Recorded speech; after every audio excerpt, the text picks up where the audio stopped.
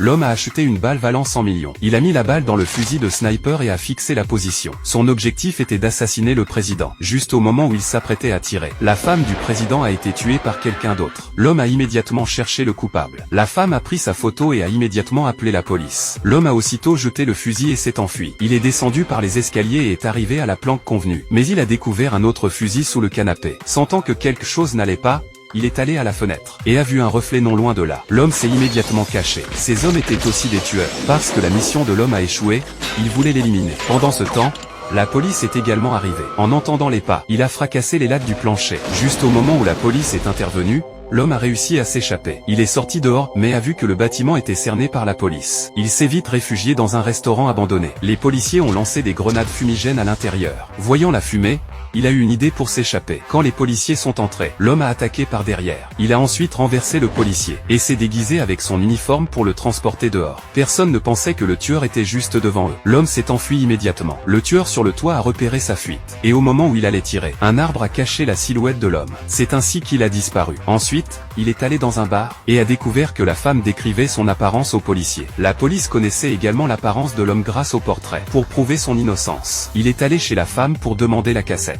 Mais la femme a sorti un spray au poivre, ce qui, pour un tueur professionnel, n'était qu'un rafraîchisseur d'air. Après avoir trouvé la cassette, il l'a insérée dans le téléviseur. À travers des images, il a repéré une silhouette dans l'immeuble d'en face. Le meurtrier est en effet quelqu'un d'autre. À ce moment-là, il a senti une odeur étrange. En se retournant, il a vu que le micro-ondes était allumé. Il a tout de suite compris le danger, et a tiré la femme pour la faire sortir. Au moment où ils ont démarré la voiture, la maison a explosé violemment.